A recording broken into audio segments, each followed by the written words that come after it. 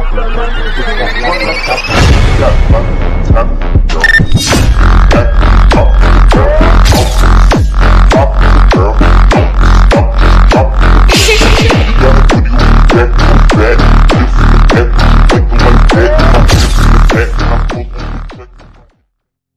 and welcome to KK Sports. We hope you all are safe during this pandemic. I'm Kushi, your host for today, and the guest for today is Mr. Zakir Khan, the name which requires no introduction in the world of shooting. Hi, sir. Thank you so much inviting me. Thank you, pleasure. Actually, we all are very excited. It's our very first interview, and especially with you, we all are very excited. Hope you will enjoy the interview. Thank you. By the way, how are you doing? All good, and we are safe here. And in this situation, pandemic, my shooter also doing homework holding and all exercise at the home. And this is a very tough time to all of us. So we can try new more things in this pandemic situation, and hope it will time to time we will get new opportunity. So far, how's the lifestyle going during this pandemic? I mean, how you maintain? What things you do to maintain your fitness? Yes, of course, I do everyday yoga session, exercise, and classes with my shooters, and give some tasks and exercises at the home. Now we are we are planning to new sessions with online with the shooters, and try something new. So, do you play any online games when you get bored at home? Yes, I play online chess for the new at the home. So, how are you watching on your diet during this period? I take light diet and nutrition diet.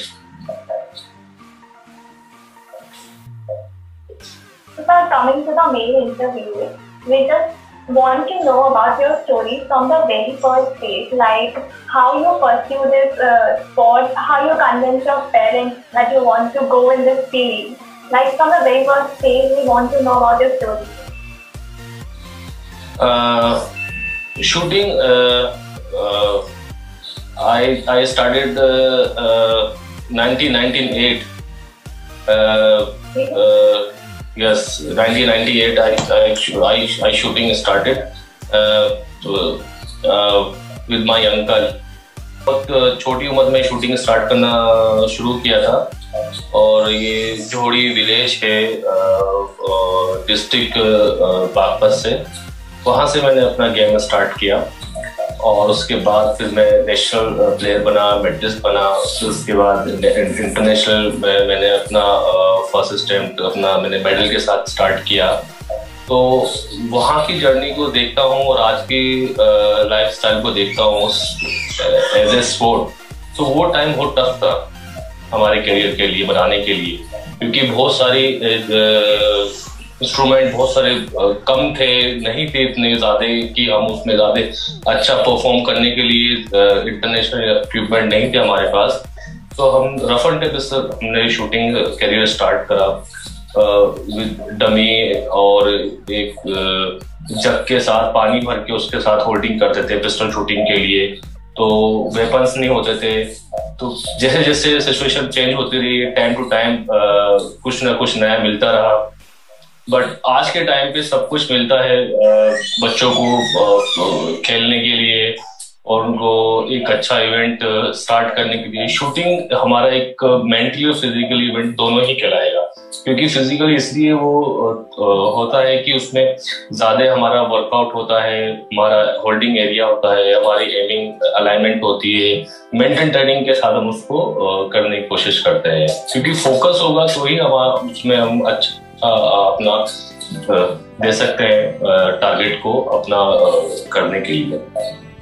तो journey यही रही मेरी शुरू से ही कि मैं जहाँ से मैं निकल कर आया हूँ, एक बहुत छोटा सा विलेज है शाहजहाँपुर डिस्ट्रिक्ट मेरठ, वहाँ से मैं अपना करियर मैंने स्टार्ट किया। उसके बाद फिर मैं जोड़ी चला गया, जोड़ी से मैंने फिर स्टार्ट किया और काफ़ी अच्छा मिला मुझे मौके खेलने के लिए। एशियन गेम्स, वर्ल्ड चैंपियनशिप, मैंने इन सब में पार्टिसिपेशन किया है। वर्ल्ड कप और इंटरनेशनल इवेंट में मेडल मैंने जीते हैं अपनी कंट्री के लिए।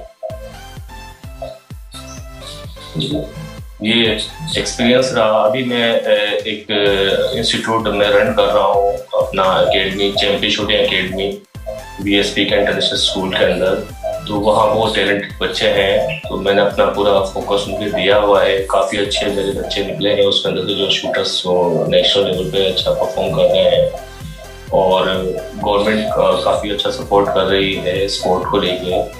और हमारे ही बहुत ही नज़दीक से डिस्ट्रिक्ट मेरठ से शेहज़र रिजवी वर्ल्ड नंबर 1 प्लेयर रहे 2018 में, उनका मैं पर्सनल कोच हूँ करंट में।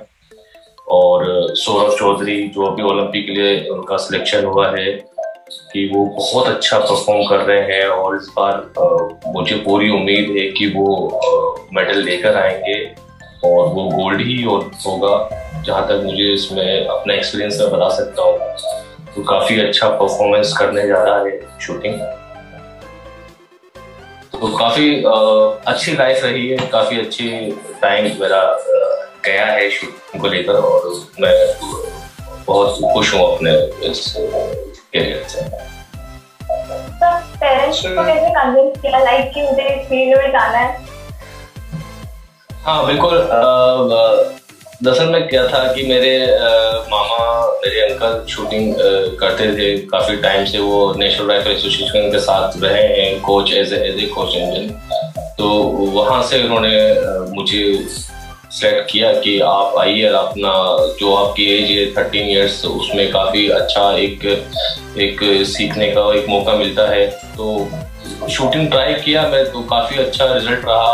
और कुछ फैमिली मेरी पठान फैमिली बिलोंग करती है कि शुरू से ही हमने वो सब कुछ देखा है कि किस तरीके शूट करते हैं, कैसे उसमें शूटिंग का होता है। तो ये फैमिलियर था मेरे लिए, तो कुछ नया नहीं था। बस ये था कि टारगेट पे हिट करना, टारगेटिंग पे शूट करना, वो काफ़ी एंजॉय था उस लेवल पे, उस टाइम पे। बट ये इक्विपमेंट नहीं होते थे, तो फिर भी मैं परफॉर्म करने के लिए या तो मैं अपने दोस्तों से हेल्प लेता था कि आप मुझे अपना गन दे सकते हैं, मैं अपना मैच उसमें मैं पार्टिसिपेशन करूं, और मैं वहां से मेडल लेकर आता था। तो काफी टाइम तक ये चलता रहा। बट ये है कि काफी मौके मिले, एशियन गेम्स खेलने का मौका मिला 2006 में। 2 एशियन गेम्स जसपाल सर के साथ मेरी टीम रही है, तो वो भी मेरा साथ एक बहुत अच्छा एक्सपीरियंस रहा।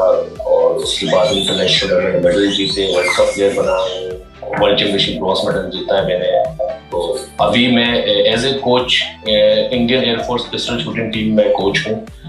वहाँ मैं परफॉर्म कराने के लिए उनको कोचिंग प्रोवाइड करता हूँ, और उसमें शेहज़र रिजवी मैं उनको गाइड कर रहा हूँ पर्सनली। वो फॉर्मर वर्ल्ड नंबर 1 2018 के वो प्लेयर हैं, तो उनको मैं करंटली उनको गाइड कर रहा हूँ।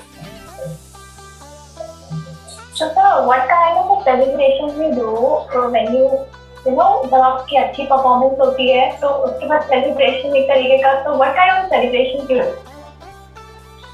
सेलिब्रेशन होता है जो भी मेडल जीतने की एक खुशी एक जाहिर सी होती है, क्योंकि जीतने से पहले एक प्रेशर रहता है कि क्या होगा, कैसे हम खेलेंगे, कैसे परफॉर्म करेंगे। बट वहाँ पे जो हमारा कंसंट्रेशन होता है, जो हमारा फोकस होता है, वही हमें उस गेम को जीतने का एक टर्निंग पॉइंट होता है। तो उसके बाद जो खुशी होती है, फिर भी एक सेटिस्फाइड ये रहता है कि नहीं, अभी लेवल 1 है, फिर लेवल 2 जाना है, लेवल 3 जाना है। तो उसको देखते हुए कि ज्यादा खुशी भी ना हो, किससे कि हमारा फोकस डिस्टर्ब ना हो जाए, कि ऐसा ना हो कि हम खुश होके अपने प्रैक्टिस को वीक कर दें, ये सोच लें कि बस ये हमारा लास्ट अटेम्प्ट है। नहीं नहीं, ऐसा नहीं है। तो मैं ऐसे ही गाइड करता हूँ अपने शूटर्स को, अपने स्टूडेंट को, और पेरेंट्स को भी मैं यही बोलता हूँ कि आप थोड़ा बच्चे को जीतने का मौका दीजिए, और वो जीत जाए तो उसके बाद उनको अप्रिशिएट करो, उनको बोलो कि हाँ आपने अच्छा खेला, अच्छा परफॉर्म किया, ये आपका एज ए हॉबी आपने शूटिंग चूज किया है, आप इसको बहुत अच्छा बना सकते हैं, करियर के लिए आप उसको परचेज अपना उसमें आप दे सकते हैं। तो वैसे ही आप इंजॉय करो अपने सेलिब्रेशन को। Okay. So, what kind of a mental tone you use when you are under pressure? Mental training के लिए कूल डाउन रहना है, काम रहना है, अपनी टेक्निक पे ध्यान देना है, क्योंकि टेक्निकली इवेंट के अंदर क्या होता है कि 1 by 1 शॉट चलता है, कि 9 भी लगता है, 10 भी लगता है, 9 के बाद एक बेड शॉट भी लग सकता है। बट वहां पर आपको सिचुएशन देखना होगा कि आपका जो ट्यूनिंग है, जो आपका फोकस है, वो किस साइड पे ज्यादा आप फोकस दे रहे हैं, या तो आप वहां नहीं हो उस पॉइंट पे जिस वक्त आपको शूट कर रहे हो, तो वहां पर ही आपको अपना माइंड फीड करना है। तो फील्ड पर आप बाहर की एक्टिविटीज नहीं आप यूज कर सकते, कि जैसे मैं शूट कर रहा हूँ कि मेरे माइंड में कुछ भी चल रहा है, वैसा नहीं है। आपको एक अच्छा शॉट मिलेगा दूसरे अच्छे शॉट चलाने के लिए। तो वही हमारा प्रोसेस होता है कि एक लेवल पे एक शॉट आता है, 10 आता है, जो हाईएस्ट पॉइंट होता है हमारा इसमें शूटिंग के अंदर, उसको कंसंट्रेट करना है और उसी को ही अपना ही एक टेक्निक बनाना है, उसके ऊपर ही आपको शूटिंग करना है। तो काफी टफ होता है, बट ये है कि जैसे जैसे हमारा मैच चलता रहता है, 2 shot, 3 shot, 4 shot, 5 shot, 6 shot, ऐसे 10 शॉट के बाद हमारा प्रेशर थोड़ा रिलीज होता है, थोड़ा हम उस पर कमांड ज्यादा हो पाती है हमारे अच्छे गेम खेलने के लिए। So, what is your favorite food to eat a night before a big competition? Food के लिए आप कुछ भी लाइट अपना ले सकते हैं, और कंपटीशन से पहले के लिए आप चॉकलेट वगैरह खा सकते हैं, ताकि आपका फोकस बना रहे, बनाना अपना ले सकते हैं, आपका ग्लूकोज लेवल, आपका फोकस सिस्टम अच्छा रहे उस टाइम ड्यूरिंग द मैच। तो ड्यूरिंग द मैच आपको काफ़ी कुछ करने की एनर्जी होती है, क्योंकि फिजिकल एक्टिविटीज होती है, तो वहाँ पर आपको थोड़ा सा लाइटली आपको लेना चाहिए, आपको थोड़ा सा खा लेना चाहिए। तो सर, अगर आप शूटिंग में नहीं होते तो आपको किसी और कौन से स्पोर्ट्स में जाना पसंद होता? हाँ बिल्कुल, अगर मैं शूटिंग नहीं करता तो मुझे चेस खेलना ज़्यादा अच्छा लगता है। मैं चेस में अच्छा खेलता हूँ, तो लाइकली मैं चेस ही खेलता, मतलब कुछ ऐसा स्पोर्ट लेता कि जिसमें मेरा फोकस, मेरा माइंड गेम हो, या कुछ ऐसी एक्टिविटीज हो जिसमें मैं अपना 100% दे पाऊँ। तो मेरा चेस का मेरा ज्यादा रहता, अगर मैं शूटिंग नहीं करता तो मैं चेस में डूब जाता।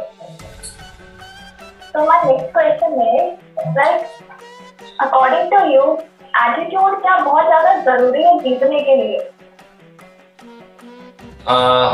बिल्कुल, अगर आपको अपने को थोड़ा सा ये भी कराना जरूरी होता है कि आपका लेवल क्या है, आप कैसे आप परफॉर्म कर रहे हैं ड्यूरिंग द प्रैक्टिस। अगर हम एक कंपटीशन में जा रहे हैं तो वो वर्ल्ड चैंपियनशिप, वर्ल्ड नंबर 1 भी होते हैं, ओलंपिक लेवल के मेडलिस्ट भी हैं, आप बिगनर भी हो, आपका फर्स्ट टाइम आप अटेम्प्ट कर रहे हो इंटरनेशनल, तो वहां आप ये मत सोचिए कि मेरा कंपटीशन इस लेवल से है, या यहाँ ये परफॉर्म कर रहे हैं क्या यही मेडल लेकर जाएंगे। नहीं, आप अपना बेस्ट दीजिए, ठीक है।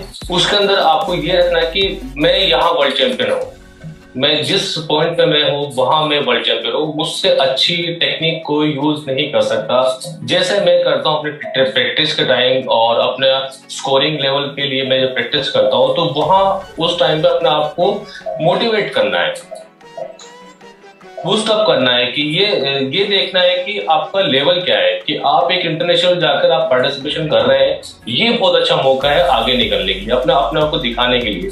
तो वो लेवल के लिए जरूरी होता है, वो बहुत अच्छा होता है। कॉन्फिडेंस बहुत जरूरी है। कॉन्फिडेंस, बिल्कुल कॉन्फिडेंस लेवल होना बहुत जरूरी है। और आप फील्ड पे जाने के बाद वहां पर आपको हर लेवल के शूटर का सामना करना होता है, और वहां वो भी टेक्निक यूज करते हैं, आपकी क्या टेक्निक रहेगी वो आप पे डिपेंड करता है। Okay, so what is your favorite mantra when you find some obstacle in between. So what is your favorite month? जैसे कि Like for example, you are finding something hard. आपको कुछ difficult लगा, तो आप खुद को मोटिवेशन देने के लिए क्या बोलते हैं खुद से उस टाइम पे? बिल्कुल, अगर सिचुएशन ऐसी हो जाती है मैच के टाइम की कुछ शॉट बैड शॉट चले जाते हैं, वहाँ नेगेटिविटी बढ़ जाती है कि मैं डाउन जा रहा हूँ और मेरे काफी पॉइंट चले गए हैं, तो उस टाइम पे हमें अपनी नेगेटिविटी को छोड़ देना चाहिए उस टाइम के लिए, और वहां से हमें पॉजिटिव होकर आगे निकलने की सोचनी चाहिए, क्योंकि काफी कुछ पॉइंट पे आपको पॉजिटिव रहना ही होगा, क्योंकि बैड शॉट आपका एक गेम है, ठीक है, वो गेमिंग प्लानिंग से आता है, ठीक है, वो आपको डिस्टर्ब भी करेगा, आपके फोकस को डिस्ट्रैक्ट करेगा, बट वहां पर आपको यही सोचना है कि एक अच्छा शॉट चलाने के लिए एक अच्छा टाइमिंग देना बहुत जरूरी होता है। तो कॉन्फिडेंस लेवल आपका अच्छा होगा तो आप वहां से बाहर निकल सकते हैं। सर, जैसे अभी के हिसाब से पेरेंट्स के लिए जरूरी हो जाता है कि बच्चों को एक डिग्री दिलानी है, बट ऑब्वियसली बच्चों की कुछ हॉबीज होती हैं, स्पोर्ट्स वाली हॉबीज भी होती हैं, तो अभी according to the present day scenario, like they have to manage both these things, like academic life and their sports life, and most of them find it difficult because parents always, like there is a constant pressure on their head that they have to become like they have to be graduate. हाँ, but ये है कि जैसे जी बिल्कुल काफी pressure रहता है, mental pressure अगर बच्चों के ऊपर ना रखा जाए इस तरीके का कि वो आपने उसको चूज करने का मौका दिया है कि इवेंट को, शूटिंग हो या कोई भी स्पोर्ट हो, बट वो अपनी हॉबी के लिए ही अगर वो उसको लेके चले तो मुझे लगता है कि वो ज्यादा परफॉर्म कर सकता है, बेटर कर सकता है, ठीक है। हमारी एजुकेशन एक अच्छी लाइफ होती है, उसमें हमारा एक होना भी चाहिए एजुकेशन लाइफ के अंदर, बट अगर आप एज ए स्पोर्ट अगर आप अपना परफॉर्म करने की सोच रहे हो, करियर की सोच रहे हो, तो वहां पर अपना 100% ही मिलेगा आपका। सर, आपकी लाइफ, अर्ली लाइफ में कभी आपकी एकेडमिक लाइफ और आपकी स्पोर्ट्स लाइफ क्लैश हुई है? हाँ, अकेडमी लाइफ का स्पोर्ट मेरा पैशन है कि इसको मैं कंटिन्यू रखूंगा और मैं इसको खेलता रहूंगा, कि मुझे ये लगता है कि कोचिंग हम कोचिंग दे रहे हैं वो हमारी गलतियों को और हमारी सच्चाई को बता रहा है, कि जब हम शूटिंग पे जाते थे तो हम भी प्रेशर में रहते थे, नर्वस रहते थे, बट जब हम गेम खेलते थे वहां से जीत पाते थे तो वो सब कुछ हमारे माइंड में चलता रहता है। वैसे ही हम सोचते हैं कि बच्चों को उसी तरीके से तैयार किया जाए एकेडमी पे कि उनको ऊपर प्रेशर रहे, पर वो प्रेशर अच्छा होना चाहिए। ऐसा ना हो कि उस प्रेशर के अंदर बच्चा डिमोटिवेट हो जाए या वो ऐसा सिचुएशन में आके चला जाए कि परफॉर्म नहीं कर पाए आगे जाने के बाद। तो मेरा ये टारगेट रहता है कि मैं अपनी कोचिंग को बेस्ट वे दूं और एज ए स्पोर्ट पर्सन ही मैं उनको गाइड करूं, क्योंकि कोचिंग का मीनिंग ये है कि आप प्रैक्टिकली आप कोच हो, कि आपने वो किया हुआ है, वो इवेंट आपने सक्सेसफुली आपने किया हुआ है अपने करियर के अंदर, आपने वो सारे लेवल देखे हैं प्रेशर के जो आपको मेंटेन करने का मौका मिलता है, चाहे वो स्टेट लेवल हो या नेशनल लेवल हो या आपका नेशनल टू इंटरनेशनल लेवल हो, वो सारे लेवल के अलग अलग पॉइंट ऑफ व्यू होते हैं। तो उसको अगर हम गाइड करने का मौका मिलता है तो हम बच्चों को गाइड करते हैं, बिगिनर लेवल से, बेसिक लेवल से और एडवांस लेवल पर सब पे हम गाइड करते हैं बच्चों। सर, आपके साथ मतलब जब कोई भी कैरियर चूज करना होता है, हर एक की लाइफ में एक पॉइंट आता है जब आपको फील होता है कि you need to do something to make your life better, एक कैरियर चूज करने का हमें एक सोचना पड़ता है कि क्या करें, तो उस टाइम पे बहुत डिलेमा रहता है कि स्टडीज में करें या फिर कोई हॉबी को उसी को कैरियर बनाए। तो आपके लाइफ में कभी ऐसा डिलेमा आया था? आपको शूटिंग में जाना है? नहीं, शूटिंग का तो मुझे बस एक मौका मिला कि मेरे अंकल इससे इंट्रोड्यूस थे बहुत टाइम पहले से, तो वो करते थे, तो उनको पता था कि इंडिविजुअल इवेंट है, कि इसमें कोई टीम सपोर्ट नहीं है, टीम की अकॉर्डिंग आप आगे जाके परफॉर्म करने का मौका बहुत कम ही मिलता है। अगर आप इंडिविजुअली आप कोई इवेंट कर रहे हैं तो वहाँ मौके बहुत आपके ऊपर डिपेंड करते हैं, कि आप इसी लेवल से ओलंपिक लेवल तक जा सकते हैं, जो एक सभी स्पोर्ट पर्सन का ड्रीम होता है, वहां से अपने कंट्री के लिए मेडल लेकर आना। और ये बहुत ही कम लोगों को चांस मिलता है अगर वो अपना इंडिविजुअल इवेंट को मौका दे करने के लिए, चाहे वो शूटिंग हो या कोई भी इवेंट हो, तो वहां से आपको करियर बनाने का मौका मिलता है। आपने अपनी लाइफ में बहुत सारे मेडल्स जीते हैं अपनी कंट्री के लिए, तो लाइक कॉन्सिक्यूटिव विंस भी रही हैं आपकी बहुत सारी, तो मतलब हर विन के बाद एक, जैसे जब फर्स्ट विन के बाद एक फीलिंग होती है कि जो प्राउड वाली फीलिंग आती है, is it same every time? बिल्कुल, कोई भी मैच जीतने का मतलब मौका मिल रहा है, आपका बिगनर से आपको स्टार्ट करना होता है। अगर बिगनर लेवल को आप स्टार्ट करके आप उसको जीतते हैं, तो वो आपका लेवल डिसाइड करता है कि आप इनमें सबसे अच्छे प्लेयर हो, तो आपको ये मौका मिला है जीतने का। तो वहां से कॉन्फिडेंस लेवल बढ़ना स्टार्ट होता है, और वो लेवल आपको एक फोकस में रखता है, वो आपको काफी कुछ देता है आगे जाने के लिए। सर, आपने जब मेडल्स वगैरह सब जीते, लाइक आपका फर्स्ट इमोशंस होते हैं, हर इंसान के अंदर इमोशंस होते हैं, वो भी कंट्री के लिए कुछ जीतना, और फैमिली के अंदर भी, तो वो क्या इमोशंस थे फर्स्ट टाइम पे आपके, आपकी फैमिली के इमोशंस? बहुत ज्यादा खुश थे। मैं आपको बता देना चाहता हूँ कि जब मैं खेलने के लिए गया था बाहर और इंटरनेशनल मैंने मेडल जीता था, तो उस जीत का एहसास मुझे आज तक होता है कि जो हमारा नेशनल एंथम उस पे चला था, वो जो हमने पोडियम पे जाके मैंने उसको गेट किया था अपने मेडल, तो वो फील बहुत मतलब मैं उसको बयां कर नहीं सकता अपने लफ्जों में कि मैं कैसे मैं फील कर रहा था। बट वहां से मुझे एक अंदर से मुझे आया कि जाकिर तुझे कुछ करना है, ऐसा करना है कि हालांकि मेरे पास वो सारा कुछ नहीं था जो एक अच्छे लेवल जाने के लिए होता था, बट ये है कि मैंने अपना हार्ड वर्क किया, अपना स्ट्रगल किया, उसके बाद में सिलेक्शन होता था, वहां से फिर मैं इंटरनेशनल में जाके पार्टिसिपेशन का मौका मिलता था, फिर मैं मेडल जीता था। तो फिर अलग से एक फीलिंग रहती थी, और फैमिली में बहुत खुशी रहती थी कि अब बहुत अच्छा करने लगा हूँ, मुझे लोग जानने लगे हैं कि आप जाकिर के पापा हो, जाकिर की मम्मी हो, तो काफी न्यूज वगैरह चैनल पर आने लगा था उस दौरान। तो मुझे बड़ा फील होता था, बड़ी खुशी होती थी कि हाँ मेरे को भी कोई जानता है, कि मैं पहले मुझे नहीं जानता था कोई, बट हाँ कि अब मुझे कुछ लोग जानने लगे हैं, और फील बहुत अच्छा होता था। फिर भी मैं ये चाहता हूँ कि मैं सब लोगों से मिलूं, मौका दूं, और जिस फील्ड को मैं कर रहा हूँ शूटिंग को, मैं अपने अंडर गाइडेंस बहुत अच्छे लेवल के शूटर में प्रेजेंट करूं इंडिया को, और उनको मैं इंटरनेशनल गोल्ड मेडलिस्ट बना के दिखाऊं, और दूं मैं उनको एक मौका सीखने का, देने का। और मेरा ड्रीम यह है कि जो ओलंपिक लेवल से जो मेडल लेकर आते हैं, जो मेडल लगते हैं, उनको मैं वो पूरा मैं उनको दूं, उनका ड्रीम मैं पूरा करूं। ओके सर, तो इस सेगमेंट के लिए इतना ही। अब हम एक छोटा सा फन सेगमेंट करेंगे, तो वो रैपिड फायर राउंड होगा, जिसमें आपको जल्दी जल्दी हिंटों से आंसर मिलेंगे, लाइक इन 5 सेकंड्स टू आपको आंसर। ठीक है। Your favourite destination? मेरा favourite destination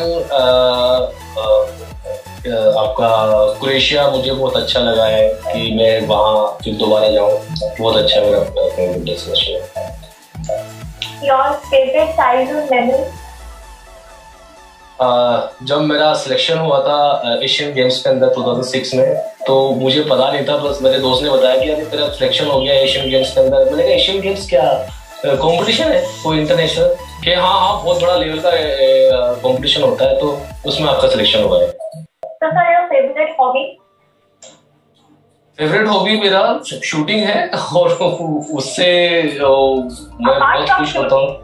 apart for shooting, अच्छा खाना खाना और बुक पढ़ना, ये मेरा फेवरेट हॉबी है जी। ओके, तो नेटफ्लिक्स और मूवी का मुझे इतना मुझे मूवी में ट्रॉय बहुत अच्छी लगी, कि मुझे ट्रॉय मूवी बहुत अच्छा लगा। Okay, so your biggest personal goal for this year? बिल्कुल, अभी मेरा ये है कि मैं दोबारा से ट्रेनिंग स्टार्ट करूं, और जो एकेडमी है मेरा, उसमें मैं अपने बच्चों को काफ़ी कुछ करने का मौका दूं शूटिंग के स्केल के अंदर। और जैसी सिचुएशन पेंडेमिक जैसे भी ये गुजर रहा है, जैसे जा रहा है, तो इसके जाने के बाद जैसे सिचुएशन होती है, तो मैं इसमें दोबारा से कमबैक करना चाहता हूँ। टॉपिक के लिए जो विश लिस्ट, जैसे मैम सर आपकी विश लिस्ट होगी, उसमें एक तो सबसे पहली विश आप कोई पूरी करना चाहते हैं? सबसे पहले विश यही है कि ओलंपिक से मेडल आना चाहिए, और जिनको मैं गाइड कर रहा हूँ वो मेडल लेकर आए, तो मुझे बहुत ज़्यादा खुशी होगी। ओके, तो सर ये हमारा सेगमेंट पूरा हुआ। अब इसके बाद हमारे छोटा सा सेगमेंट और है, उसमें आपको हम रैंडमली आपको किसी के नाम बोलेंगे, और आपके दिमाग में उनका नाम सुन के जो भी वर्ड आए आपको वो हमें बताना है। ठीक है मैम। तो फर्स्ट है हीना सिंधु। कॉन्फिडेंस बहुत ज्यादा है। शाहजा रिजवी। बहुत एक मोटिवेटेड प्लेयर है, बहुत एग्रेसिव होके खेलता है। जीतू राय। कूल डाउन, बहुत कूल काम रहता है, एकदम शांत होके अपने गेम को फोकस करता है। Abhinav Bindra. Dedication, work hard, focus, dream को सक्सेस करना, और सबके लिए इंस्पायर बनना, इंस्पायर्ड होना, सभी को मेडल जीत के दिखाना कि हाँ, कुछ चीजें ऐसी होती हैं कि उनको जीता जा सकता है अपने लेवल से। जसपाल सर पूरे डेडिकेशन के साथ, और जो वो मोटिवेशन देते हैं बच्चों को, उसके लिए बड़ा अच्छा लगता है। ओके, तो सर आपको क्या लगता है इस वाले ओलंपिक्स में इंडिया कितने मेडल जीत के ला सकता है? बिल्कुल, मैं अपने स्पोर्ट से स्टार्ट करना चाहूँगा कि शूटिंग के अंदर मुझे कम से कम 3 से 4 मेडल का मुझे होप है कि वो डेफिनेटली लेकर आ रहे हैं। फर्स्ट मैं पोजीशन देना चाहूँगा सौरभ चौधरी, 1 और 2। 1 तो मेरा है कि वो गोल्ड लेकर आएगा, और 1, 2 में से कोई से लेकर आएगा। उसके बाद मनु भाकर बहुत अच्छा वो परफॉर्म कर रहे हैं इंटरनेशनल लेवल पे, वहाँ से मेडल आने के चांसेस है। अंजुम बहुत अच्छा कर रही है उसके अंदर, अपने इवेंट के अंदर, उसके अंदर बहुत चांसेस हैं। तो शूटिंग को देखते हुए कि वर्ल्ड लेवल पर नंबर 1 मेडल शैली में शूटिंग रहा है लास्ट 2 ईयर्स से, वर्ल्ड कप हो या एशियन चैंपियनशिप हो या कोई भी इवेंट हो, तो वहाँ हमारा लेवल बहुत ग्रेड बहुत हाई है। तो डेफिनेटली इस बारी ओलंपिक में मेडल आना पक्का है, वो गोल्ड के साथ लेकर आएंगे, ज्यादा खुशी होगी। Okay, so any message for youngsters? मैं यही चाहूँगा कि वो जो भी अपना ड्रीम डिसाइड करें, या जो भी करियर के लिए स्टार्ट करें अपना, चाहे वो स्टडी हो या फिर आपका स्पोर्ट इवेंट हो, उसको बड़े डेडिकेशन के साथ करें, और ड्रीम बनाए, गोल बनाए, उसके ऊपर मेहनत की जाए, और जितना आप उसको अपना कॉन्फिडेंस लेवल से लेके चलेंगे, कूल डाउन से लेके चलेंगे, वो बहुत अच्छे से आप सक्सेस कर पाएंगे। क्योंकि कोई भी आपका जीतना या कुछ भी आपको ऐसा होता है लाइफ में, तो आपको मौका जरूर मिलता है, और आप उसको डेफिनेटली आप उसको कर सकते हैं, अगर आप उसके लिए वर्कआउट करोगे और डेडिकेशन से फोकस के साथ करोगे।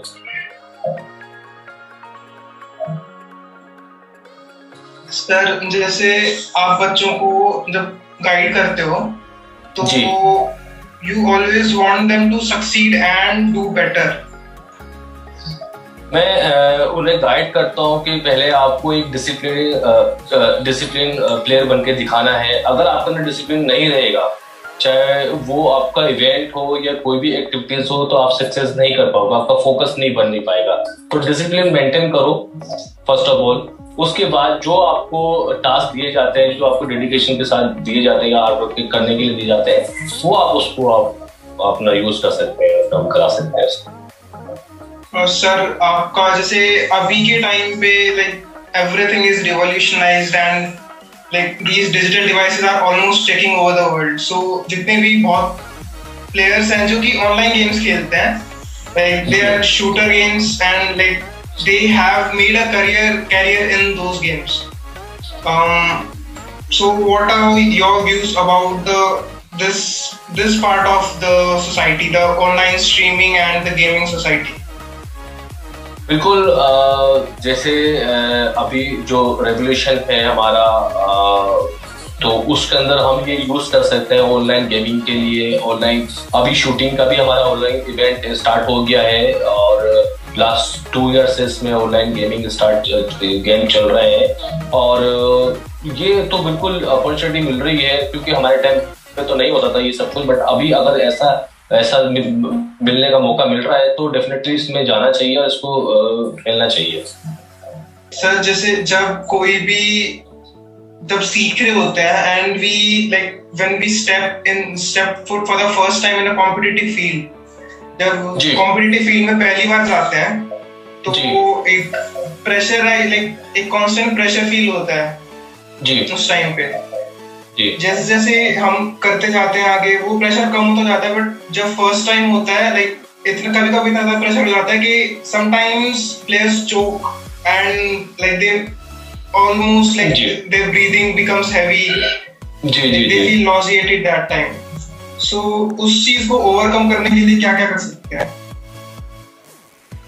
बिल्कुल, जब हम फर्स्ट टाइम कंपटीशन में जाते हैं तो उसकी स्टार्टिंग ऐसा होता है कि हम अपने आसपास भी देखते हैं कि बहुत सारे एक्टिविटीज होना स्टार्ट हो जाती है, हार्ट बीट बहुत फास्ट स्टार्ट हो जाती है, और लेग्स शिवरिंग एकदम हिलना स्टार्ट होती है, वाइब्रेट होना स्टार्ट हो जाती है। तो उस टाइम पे हमें अपना थोड़ा सा कॉन्फिडेंस लेवल को निगेटिव सिचुएशन बनती है। मतलब कहने का मतलब ये है कि आपका निगेटिव सराउंडिंग होना स्टार्ट हो जाता है। तो वहां हमें थोड़ा सा अपना फोकस पे ध्यान देना चाहिए कि जो हमारा टेक्निक है, क्योंकि पूरा गेम हमारा मेंटल ट्रेनिंग है, पूरा फोकस के साथ करने का जरूरत होता है। तो वहां अगर हम अपना आपको कॉन्फिडेंस में रखेंगे कि आप अच्छा शूट कर सकते हैं, आप अपना बेटर दे सकते हैं, बेस्ट दे सकते हैं, आप बहुत अच्छा ट्रेनिंग में हो, बहुत अच्छा आपकी ट्रेनिंग चल रही है, अपने सिचुएशन को थोड़ा सा पास्ट में लेके जाइए और वहां सोचिए कि अगर मैं ट्रेनिंग में होता तो मुझे कैसा फील होना चाहिए था।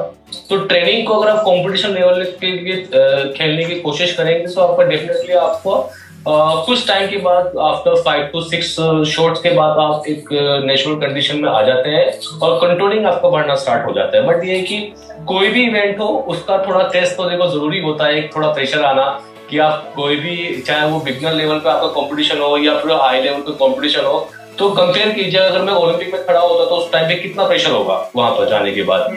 बट ये कि अगर आपका ट्रेनिंग ओलंपिक से बहुत ज्यादा अच्छी है तो अपने ट्रेनिंग को भी आपका मोटिवेशन बनता है कि आपका टेक्निक, क्योंकि पूरा टेक्निक ही आपका डिपेंड करता है कि आप क्या टेक्निक यूज कर रहे थे।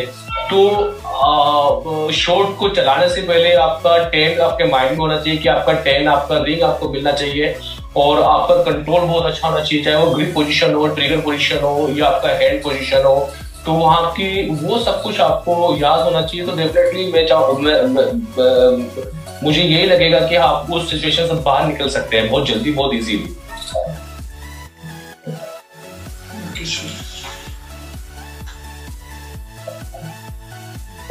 शूटिंग का क्या है कि शूटिंग एक हमारा एक ऐसा इवेंट है जो साइलेंट मूड पे स्टार्ट होता है कि आप बोलोगे कुछ नहीं बट आपके अंदर सब कुछ चलता रहता है। आपके माइंड के अंदर वो सिचुएशन पैदा हो जाती है कि आप चाह के भी ये नहीं सोचते कि मैं क्यों सोच रहा हूँ यहाँ पे ऐसा, इस वक्त वो नेगेटिविटी क्यों बन रही है मेरे माइंड के अंदर।